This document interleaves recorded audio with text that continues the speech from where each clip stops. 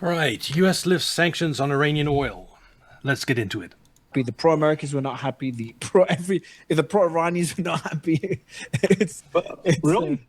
Well, I think, well, um, I'm happy to say at this point, I'm wrong. The Iranians aren't happy because they're giving up their leverage over the global economy by reopening Straits of Hormuz, whereas they're on the verge of bringing the global economy to their knees, and on the verge of that, they're opening Strait of Hormuz and giving up their leverage. But I think I think it's more complicated than that. I think that there still will be oil shortages. 3.5 months was enough, and July and August are going to be tough months in the oil market, even if things get open as fast as possible. And the final agreement will be signed in August when the world will be scrambling for oil and Iran will be at a time of maximum leverage. So, yes, at some level, I agree that they are giving up some of their leverage by allowing the oil to flow freely. But in the end, I think it's going to be good for Iran. Wrong. I didn't think they'd be able. I didn't think we'd get this kind of reversal from Donald Trump with respect to the Israelis. Man. Yeah. What do you make of it? I'd love to give me your thoughts. Yeah, Trump has reversed on the Israelis. Well, I can tell you, I think it's pretty obvious. Trump was tricked into this war, and this war is, I still say it's going to destroy his presidency. That still has to play out to watch what happens over the summer. And Trump is pissed off about that, and I'm sure he blames Netanyahu. What do you make of these comments? It's economic.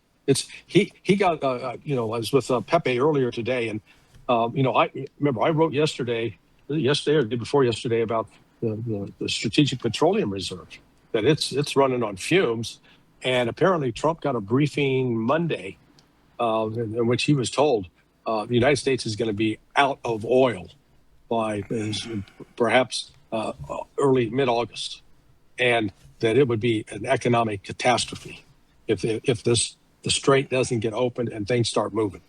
So that, I think it was He said it. You saw the quote today. Yeah, he made a quote about it today. Yeah, from all the estimates I hear, some people say July 4th is when we run out of oil. Others say it's going to be in August, but it's somewhere within that time frame. I'd say that there's going to be tightness in the oil markets in July and beginning of shortages, and that August will be the worst. Is that what you're referring to? No, I hadn't heard the quote. What was it? Yeah, he said today, he was asked, I'm trying to find it now. I was just reading it. I read it earlier, but I was just reading it again. Well, there it is. It said, yeah, actually, can you play this clip? We have a new producer on today. Stefania, I don't know if you can play a clip or at least okay, can. Play this one, please. But essentially, Trump says, he was asked why he had no choice but to end the war. He said, we would have run out of oil reserves in about 4 weeks. As honest as it is. Yeah, that's it. Yeah, so about 4 weeks. That's July. In July, we run out of oil. That's it. That's what inspired all this. Yeah, I was because I remember said weeks ago that if Trump ends the war and walks away despite all the pressure. There you go, Stefania. Can you play it with audio, please, Stefania? Try play it. Let's see if she pulls it off. In terms of Republicans in the midterms, this is the most optimistic scenario. It's the oil starts flowing today. Most Republicans would have easily held the midterms if this Iran war hadn't happened. Now that it's happened, I still say it favors Democrats. We'll have to see. Now, if I did the opposite, if I went out and continued to bomb them for another 4, just bomb the hell out of them, I'd get bad press on that. No, there's nothing I can do. What this does is it allows the ships to go. If we keep bombing, those ships won't be going. And you're talking about 500, 600, 700 $million a day. It's a lot of money. That's why the world is okay. It's liquid. It's fine. Also, we run out of reserves in about 4 weeks. There are reserves all over the world, and we would really run out. And there'll be a time when you wouldn't be able to get it. And you want to see Bedlam? For all those so-called geniuses that want to show me how smart they are, ask them why didn't they blow up General Soleimani? Ask that of the general. Yeah, so if so you just admitted the truth, admitted what you and others have been saying, is that you can stop it, Stefan, you can stop it. Yeah, so I was saying for weeks that I would praise him if he walks away when he was facing all that pressure. And I started giving him his flowers today. And Ian says something to me. He's like, not Ian, someone even yesterday said, you can't praise him, Mario. And they made a good point. The reason he's walking away, not because despite all the pressure, is literally he has no choice. He's not doing the right thing. He's doing the only thing he could do. What do you think? Well, no, he has a choice to be stupid. Yes, He started this war. I mean, he could have procrastinated 4 more weeks till the bitter end, till the day we ran out of oil before signing this deal. So that's 4 extra weeks of oil we're going to get down the line, or 4 weeks sooner that we get the flow of oil from the Gulf resumed. So it's good that way. Doesn't go away. Listen, I give the man credit. I didn't think he had the balls to do this. Yeah, I'd come to that conclusion too. I thought that we would need actual oil shortages before the pressure would get to the point where he'd sign a deal. But in a way, that's still the case, because this isn't the final deal. The final deal is in 60 days. And he might end up having to make even more concessions, given how tight the oil market will be then. Because look how blind the rest of these crazed Zionist ideologues are. They're bitching and moaning about, oh, this is awful. Oh, this is terrible. Oh, this is surrender. Oh, we've been betrayed. Trump is a traitor. And you're going, let's see, he's an American citizen. He's president of the United States. So how does he betray Israel? He's not a citizen of Israel, but that's how the Israelis thought about him. He's our bitch, man. As I called him, Bibi's prison paramour, Yeah. So Trump was terribly popular in Israel. That was because Israelis considered him Israelis' bitches. Now that he's not Israelis' bitch anymore, he's less popular. Oh, Trump broke free of that today, and it was, I got Pepe Escobar confirmed it earlier today that it was Trump got briefed on Monday that there's a car crash coming, and it's going to be ugly, and because I calculated mid-July, he just said 4 weeks. So I think that's closer to it, because we got right now the number that was given on Monday. The source I used said 360 million barrels, but I did a show earlier today with Danny of Capital Cosm, and he looked it up real time. And the last data was from June 5th, 349 million barrels. So when you realize the United States consumes 20 million barrels a day, if the United States was forced to rely upon a strategic reserve, it'd only have enough oil for roughly 17 days, not even, barely half a month. So Trump heard. Also, our strategic reserve has a 20% minimum capacity. That you need to have 20% oil in it, because if you draw down more oil than that, the salt caverns that house all this oil will be damaged, and it'll make the strategic reserve inoperable. So the amount we have available to draw down is even less than that. I think it was 70,000 last time I heard. Probably less than that now. That's it. Okay. Now it is time to abandon ship. It's like, you're on the Titanic and the captain says, Captain, the engines are gone and all the airtight, watertight doors have been breached. This baby's sinking. If we stay on board, we're going to die. If we get off, we might have a chance to survive. So Trump says, man the lifeboats. Me first, and then you women and children can show up. I've got a breaking piece of news just came in.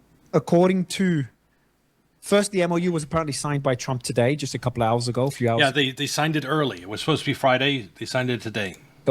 So it seems that's not the breaking news. I'll tell you the breaking news in a second. But it seems that I don't know if they signed it on Sunday, but it seems they were still negotiating a point or two. They said it was signed. I'm speculating. They said it was signed just to prevent Israelis from sabotaging it. It wasn't actually signed. That's why they didn't release it. They finalized maybe that one last sticking point, and now they signed it today, and they released it today. And guess what just happened? Breaking. According to, where is it? The Iranian, where is it? Why no one talking about it? Ministry of Foreign Affairs has said sanctions on Iran's oil exports begin lifting tonight. It was quick. Mm-hmm. Well, yeah. Yeah. Okay. Blockade is removed. The sanctions are removed. Iranian oil is flowing into the world. Okay, so what do you think? By the way, yes, Iran is losing some leverage from reopening the Strait of Hormuz, but the United States is also losing leverage. It's opening and letting Iran export its oil again. And that means that Iran's going to be flush with cash again. And trying to put the blockade back on will be practically pointless at that point because Iran will have so much cash. I think is those 14 points, which one do you think is the most important, most consequential? For Iran, for the deal working, or for Iran? Yeah, for the whole deal. You know, from a Lebanon part is the one that's most likely to torch the deal. Iran standpoint, principally from Iran's standpoint. The first one, I think, the Lebanon one. Correct. Why? The reason, Because it's the one that's most likely to torch the deal. It requires the United States to pressure Israel successfully. it's the most important for Iran. It's Hezbollah is very important for them. That alliance is very important for them as a deterrent against future Israeli aggression. Number one. Number two, it proves that the U.S. can actually rein in Netanyahu. So this is a test for the U.S. to rein him in. Number three, the reason it's the most risky or the most consequential is because there's a third party that hasn't signed the agreement that made it clear that it want to abide by the agreement, that is party to this promise, that needs to deliver on that promise, and that's Israel. Well, no, it's actually Israel. It sort of doesn't matter, whether Israel agrees or disagrees with it. It is both the United States and Iran agreed that both sides, will guarantee the territorial integrity and sovereignty of Lebanon. Oh, I hadn't heard that point. That means no Jewish settlements in Lebanon. That means Israel withdrawing from Lebanon. Yes, if the U.S. agreed to that, it's a devastating blow to Netanyahu. Netanyahu, he started this war with Iran that has not gone well, and this deal is terrible for Israel. But the one thing he had going is that he could tell the Israeli people, oh, whoa, now we're annexing all this land from Lebanon. We'll be able to build new settlements. If he loses that, he's finished. Now, what is a violation of the territorial integrity and sovereignty of Lebanon? Israeli occupation of the South. And so because in this agreement now the United States has agreed that Iran is also a guarantor of that integrity and sovereignty of Lebanon, that anything Iran does to uphold Lebanon's sovereignty, such as attacking Israeli positions in the South, is okay. It falls under this. As long as Iran's not attacking the U.S., and the U.S. is not attacking Iran, that sticks. Yeah. So that means Iran can attack Israeli positions in Lebanon. That's interesting. That's probably going to happen. I just read that again. Yeah, it says the U.S. and America, the U.S. and America, the U.S. and Iran. That was probably the last sticking point that needed to be ironed out. That was the part that was holding up the deal. I bet you anything. And their allies in the current war by signing this MOU. So the U.S. and Iran, because they're the signatories, declare blah, blah, blah, immediate cessation of hostilities and ensure the territorial integrity and sovereignty of Lebanon. So that's why I think it's so consequential, because Iran and the U.S. will both work together to ensure the sovereignty of that country. And there's nothing conditional in here. There's nothing that if Iran does X, Y, and Z, then okay, well, no. It just flat out declares that, number one, that Iran and the U.S. are going to stop pissing on each other, or, attacking each other. Yeah, obvious. They'll stop all military operations against each other. And this means all military operations on all fronts, including Lebanon, must come to an end. And that the United States and Iran are there to guarantee the territorial integrity and sovereignty of Lebanon. This is huge. This, if Iran got nothing else, and that's the only thing they got, they walked away a winner. But they got plenty more from that. Yeah, some of it's not specific, some of it's vague. But another one that's expected. It's expected. Yeah, the window isn't the tab isn't windowed like normal. But when I'm watching this thing, it's different than normal videos. So I keep it wider for live stream type videos. And it's only a few days. It's expected. It takes a while to come up with a detailed agreement. So Trita said it to me. He said, Mario, it's normal to come up with something. I should have changed it for the Spider-Man trailer, though. You're right. Vague in such a short period of time. It's a good point. Like, I was criticizing how vague it is, and I think it's unfair of me because they've only had a few weeks to come up with this, and right after a war. So let's give them time to see if they can come up with something more concrete. Yeah, that's the word I was thinking of about you. You are unfair. Unfair. You're a bad person. Okay, sorry. Yeah, So, yes. Why do I bring this old man on to harass me? What did I do to deserve this? well, that's an interesting point. I didn't think of that as I was going through the MOU, that it's the two countries now ensure the sovereignty of the. It's like Iran. It's almost like Iran and the US are working together against Israeli interests. Yes. That's exactly what it is. It's not almost like. It is. That is what it is. Both Iran and United States want Israel out of Lebanon now. No, yes. How crazy is that? How crazy is that? That's the sum and substance of it. That's why I said I'm shocked. I never imagined that Trump would sign off on this, but apparently, whatever prefrontal lobe dementia he has, the briefing he got about the oil just scared the shit out of him. That this is, I think they recognize. And look, Well, at least this should put to rest all the talk of Israel controlling Trump. They tricked Trump into this war, and he's getting himself out at Israel's expense. realize they signed this, and everybody's going, oh, relief. That solves the oil problem. No, it doesn't. Number one. Yes, it doesn't. It takes time to get everything up and running again. The ships moves incredibly slowly at the speed of a bicycle, and they are spread all over the world, not knowing when the Strait of Hormuz would open. All the ships that are stuck in the Strait of Hormuz, they need new crews, because the crews on them right now are being stuck on them for months, and they need to get off.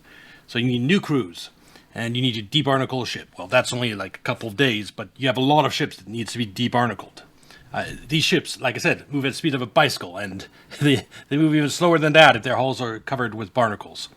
So that's one thing. You need to figure out the logistics of insuring all these ships now. You need statements from Iran saying the Straits of Hormuz are open, etc., to get insurers to insure everything again. Then you need to get the shut-in wells running again.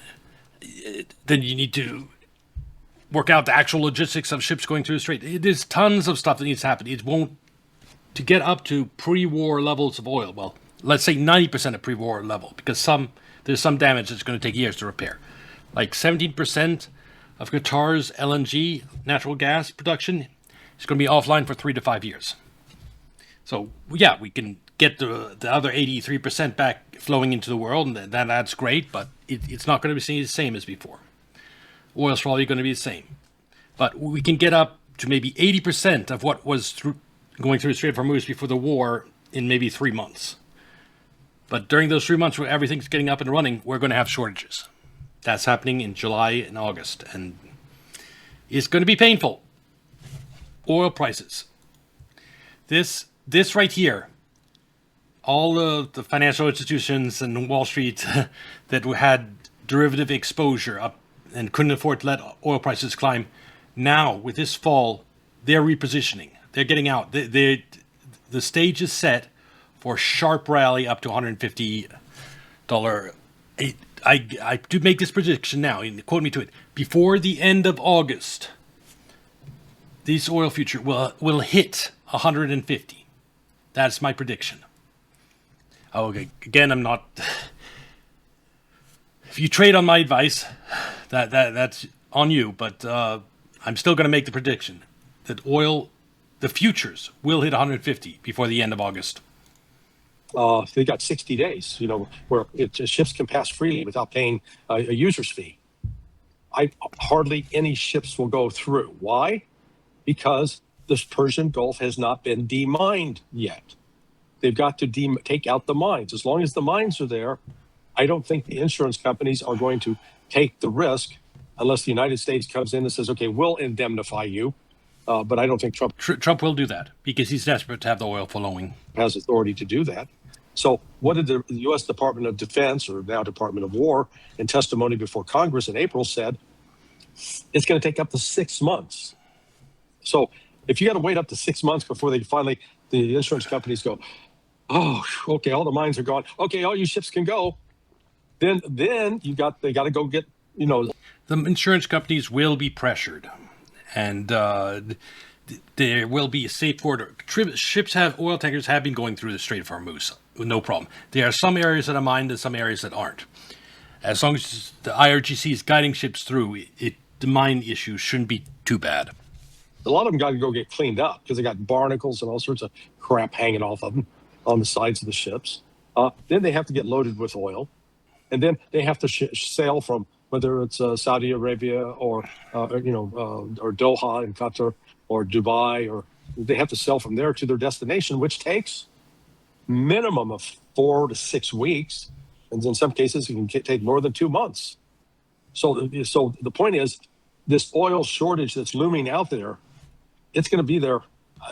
I think we're going to face that oil, even though Trump has done this now. I think we're still going to face that oil crisis. I don't think it's involved. Yes, that means there will be actual shortages. There will be an oil crunch, where reserves run dry and oil spikes to at least 150. That will happen this summer. To have avoided that, Trump needed to have signed this deal like a month ago, or ideally 2 months ago.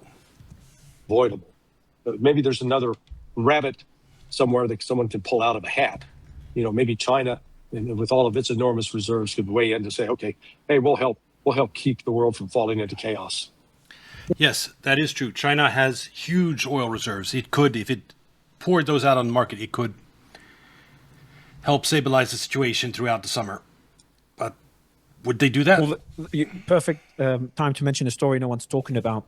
According to Politico, the Trump administration is discussing ideas to increase oil tanker traffic through the Strait of Hormuz, including a plan for a fee-based VIP pass naval escort. Despite the MOU between the U.S. and Iran, ship owners remain wary of sending vessels through the strait.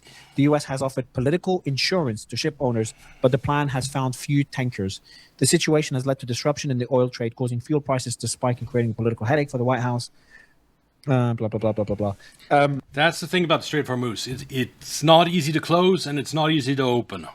Yeah, so a lot of ships are still worried about going through the Strait of Hormuz. The mines are the main issue, and there's an idea of a VIP pass and a naval escort that Trump is floating around to try to convince ships to go through in enough volume. Yeah, and again, once you solve the insurance problem, then you got to solve the problem of the physical condition of these ships. Yep. They've been sitting on their ass now for almost 4 months. And the crews that definitely want to get off. And, have they been able to do the maintenance, the normal maintenance? I don't know this myself, but I've heard other experts say that, you get barnacle encrusted on the hulls, and that as the ship sails, that creates a drag effect. It doesn't allow the ship to glide through the water. It's like catching on rocks. It means that the ship is slower, and these ships are incredibly slow to begin with. So it's more efficient to go into port, get the barnacles off, and then leave than to try to make like a 40-day trip with the barnacles on. So, and some of these ship owners, they said, man, we're never coming back to the Persian Gulf. It's too damn risky. We've lost almost 4 months of income. Yeah. And you got to wonder how many of these ship owners, because of the loss of income, are some of them going to go bankrupt? Or are they still economically viable? Yep. So it is, what's shocking about this, though, is Trump could have had this deal on April 5th, April 8th. Yeah, he could have. Yeah. So he tried to get more. What I feel is that he could have. He didn't want to accept it's basically surrender to Iran. He wasn't ready to accept it at that point. It's only with 4 weeks left of strategic reserves that he bit the bullet and did the deal. Gotten this deal. Iran gave him the requirements, their demands. They were very consistent with them. He tried to get them to fold on some of the demands, tried to threaten them, tried Project Freedom, tried to bomb them again, tried to pressure them. He flailed wildly. He was fucked politically, his presidency, as soon as he bombed the Supreme Leader. And it's just him trying desperately to not accept that reality, and taking this deal is his bad option right now. Tried all these different strategies. The Iranians didn't budge, and now he's like, I have no choice. I don't have more time. Iranians knew they have time on their side, and Trump was like, fuck it, I just have to take whatever they give me now. And we're exactly, as you said, he accepted the same terms he could have accepted in April. Yeah, there's a great. And if he had accepted like April 4th, that probably would have avoided the oil crunch we're going to see this summer. It just barely. Meme cartoon that's been posted out there.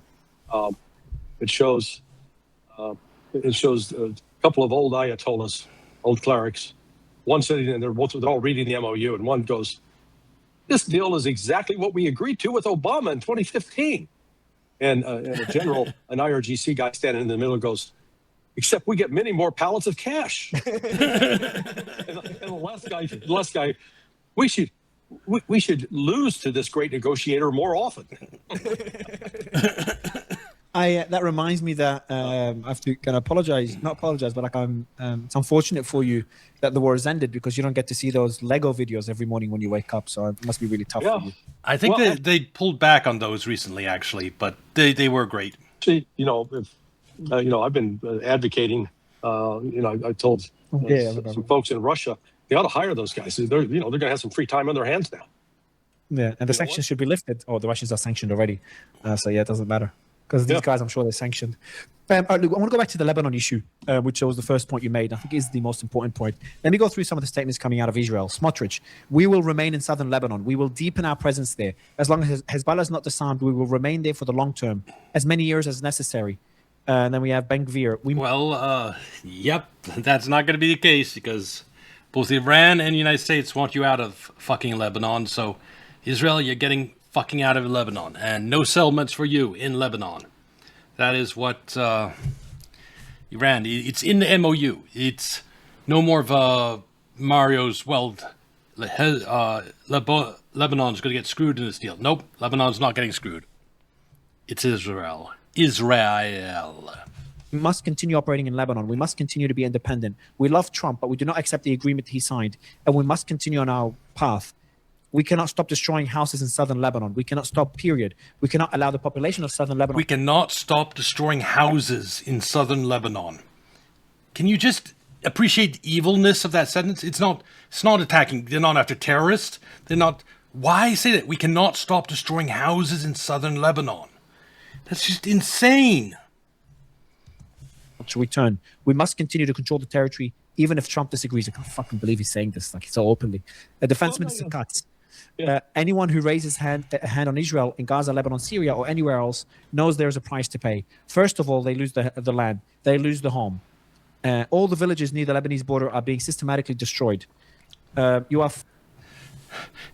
collective punishment. It's whatever. It's just an excuse. Israel wants the land, and they look for any excuse they can. Hezbollah is in the north of Lebanon, and so the people in south of Lebanon need to pay and have their houses destroyed for the actions of this group that's from the north. Fuck Israel. Fulfilling the vision of the prophets, only one. He's telling IDF soldiers, one only has to open the Bible and read about what this is based on. We have already been in these places. We have already done these things. We will continue to do them. And they got Mike Huckabee. Anyone who says there is no direct connection. I don't know if Israel really has a future because all this nonsense would have to be weeded out and ripped out of Israel for it to survive after it loses U.S. support. And I don't know if that's possible. Between the Jewish people in this land, Israel, the only way they could come to that conclusion is close their eyes. Oh my God, I'm not going to read it. But actually, my team, I'll tell you a funny story before you respond to this. So Mike Huckabee made a statement yesterday. He said, Trump said Israel wouldn't exist without the United States. Also, if you put everyone who committed war crimes in jail in Israel, you might lose like a fifth or a fourth of the population. Because everyone serves in the IDF except, the ultra-religious zealots. So Huckabee replies at an event. He's like, the United States would not exist without Israel, and goes back to the Bible or whatever. So I see that. God Almighty. Yeah, I send a screenshot to my team. I'm like, this guy is retarded. Okay, my tweeting team. So my tweeting team, they didn't know I'm just sending it for them to post, but they assumed that they want me to post the quote and say, this guy retarded? So they literally posted Mike Huckabee's quote. He's been on my show and stuff. They posted this quote and they say, is this guy retarded, in the post? And I see it and I went viral. So now there's no way Mike Huckabee would ever be on my show again. But that was just anyway. On a serious note, what do you think of all these quotes in Israel? The sentiment there. You need to be more careful and specific, Mario. Yeah, no, these are. I was afraid that Trump was of the same blind ideological view, but at least he's the part of his brain that can do some rational thinking and say he was tricked into the war. He wasn't a believer in Zionism. If we continue on this path, we're dead. These guys don't realize it. They're dead men walking.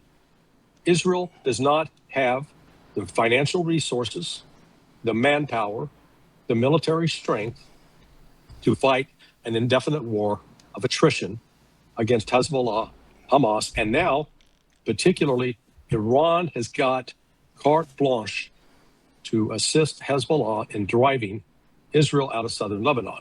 Now, in doing that, I think you'll see Iran impose on Hezbollah, say, if we're going to help you, you cannot launch attacks into Israel.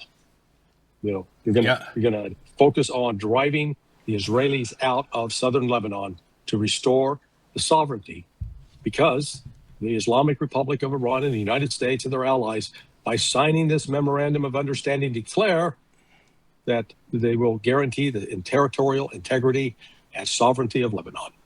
Remarkable. Yep.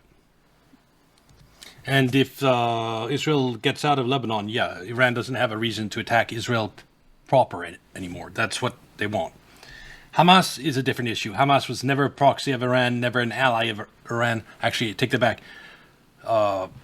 2012 and before, there was a period that Iran was an ally of Hamas, but that ended in 2012. And since then, there's been no strong links between Iran and Hamas.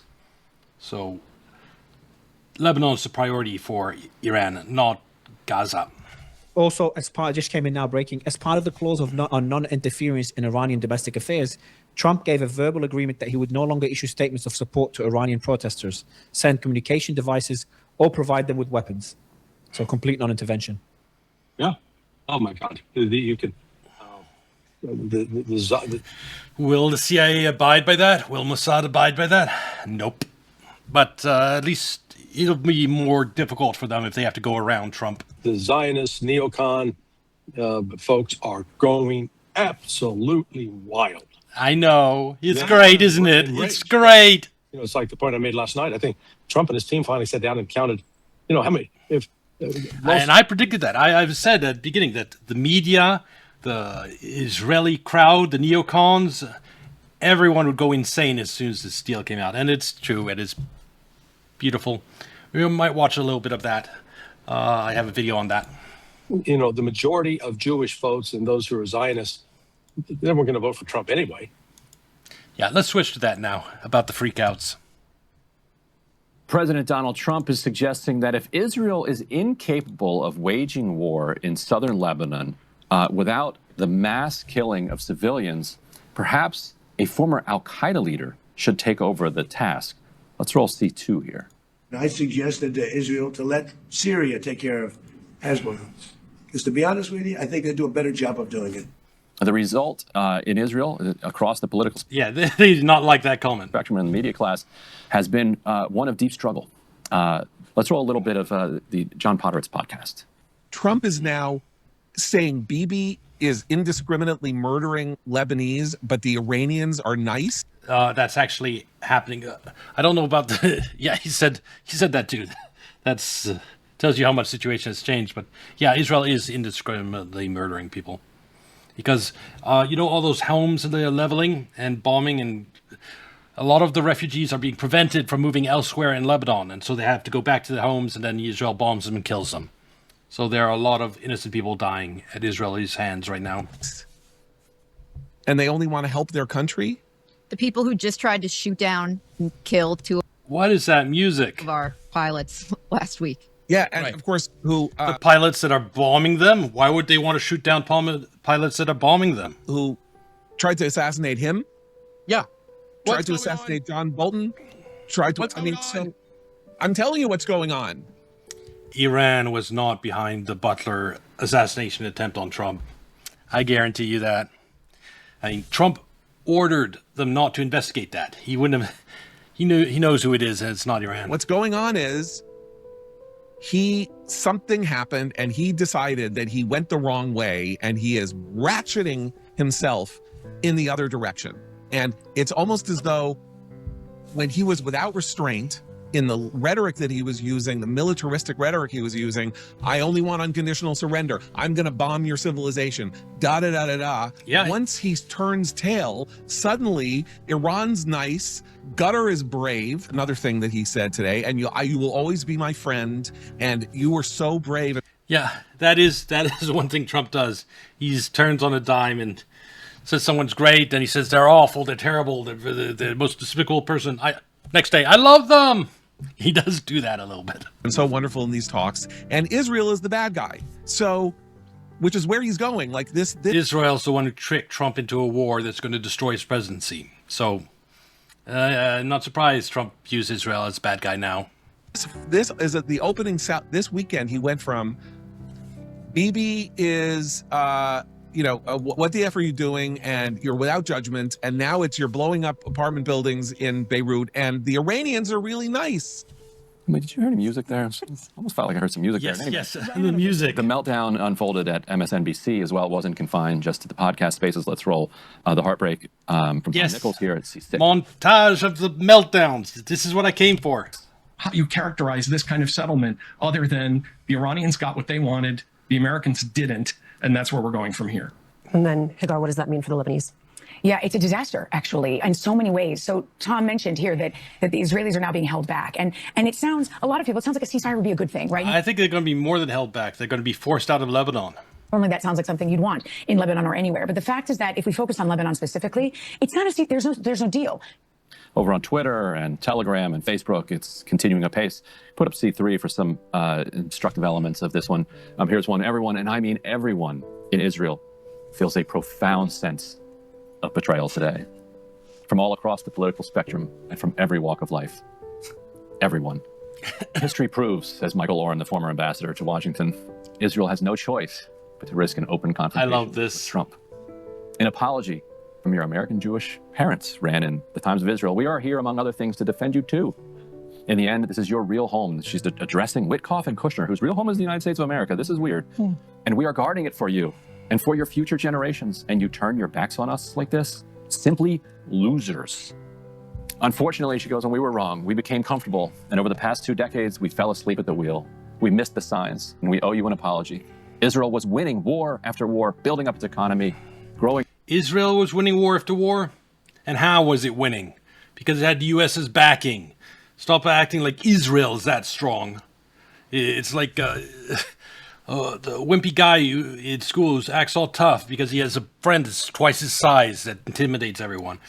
Yeah, you're the wimpy guy, Israel. You're nothing without the United States. In Torah and mitzvot. At the same time, the West, especially America and Europe, was falling into an abyss of immorality and godlessness. Talking about godless, first thing pops into my mind is some of the Israeli actions in the last few years. Jerusalem Post had, quote, sold their brothers. Israeli right-wing figures brand Witkoff, Kushner as losers over Iran deal. Kushner and Witkoff really coming in for some serious abuse here. It's tough. It's tough to be them. Laura Loomer not taking it well. She watched a clip of the World Cup. Iran, after scoring an equalizer, one of their players did the old pistol thing to the ground and to the crowd. Ooh. And She did Loomer not said take that well. Loomer replied? Loomer, insane that these freaks are allowed to come to the U.S. By the way, God. they detained the guy who scored the goal for like 7 hours, and he still scored. And they were not even letting the Iranians sleep here. Like they have to fly in and fly immediately back out. But Jared Kushner and Steve Witkoff are negotiating with them simultaneously. That's ridiculous. They can't even stay in the country. They have to fly in and fly out. No, the World Cup. My position on that, I'll just put it simply. It's supposed to be a competition to determine the strongest country in terms of soccer in the world. If you exclude any countries like Russia, it turns the entire thing into a joke. I mean, this is now the World Cup is to determine the strongest team minus Russia, and no. And like what they're doing to Iran team, that's just despicable. Sports should be separate from politics. It should be a way to bring people together. We're cutting a deal with them, $300 billion for economic development, unfreezing assets, lifting sanctions, and you can see why. The tears are flowing, no question about it. You know, my question is really the rallying around Trump that some of his biggest critics in the last 24 hours have done since February. You look at that, and just ask, what did you think was going to happen? What did you think was going to happen? Were you so confident that Donald Trump was going to do the full Netanyahu? And I mean, you and I obviously still have criticisms of what Trump is doing. It's not as though we're like, wow, man. Yeah, he started this stupid war. He was restricted to the war, and I'm always going to blame him for that. I mean, wouldn't it be better? And I said millions of people are going to starve next year because of his Iran war. And yeah, there's nothing he can do to really make up for that, is there? Man, Donald Trump, such a realist. He's really giving the finger to the neoconservatives. No, he did the war. He did the war. But if you're Donald Trump, you're probably looking at Mark Levin now and you're like, maybe I shouldn't listen to you. Yes, a lot. You're hearing that a lot in the Israeli political class, that Netanyahu sold Trump a bridge. Yeah. Trump bought it, and that he's not going to be able to sell Trump any more bridges. Yeah, a bridge to nowhere, a bridge to nothing. He scammed Trump once, and his credibility is gone now. And that he's really burned that bridge, in fact. We can put up C4, Amit Siegel, who's the journalist who was closest to President Trump, to Prime Minister Benjamin Netanyahu, posted in Hebrew, which Sagar helpfully translated here. Claude helped Sagar. Claude helped Sagar translate, of course. I mean, I'm not claiming Sagar speaks Hebrew. Finding that the support for Trump is collapsing within 3 weeks. He went from what? Plus basically 25 minus 25, give or take a few. Like an absolutely incredible turnaround. Trump hates it when people don't like him. Yeah. So as J.D. Vance shares this information with him, I think Trump's position is probably just going to harden on this question. I don't think. And he sees that Israelis are as fickle as anything. Unless he agrees to do everything they want, they're going to hate him. I think that's enough. We got to see some of the meltdowns, and when Naksaku eventually has his own moment of meltdown, I'll cover that too, and that'll be fun. It probably won't be as bad as some of the Israelis' meltdown, because he didn't want Trump to escalate, and he does like Trump, so I can't wait for that to see how he deals with the terms of this deal. In any case, I think that'll be it for now. This will be on YouTube. Like and subscribe. Come watch on Kick or Twitch, and I'll see you next video. Bye.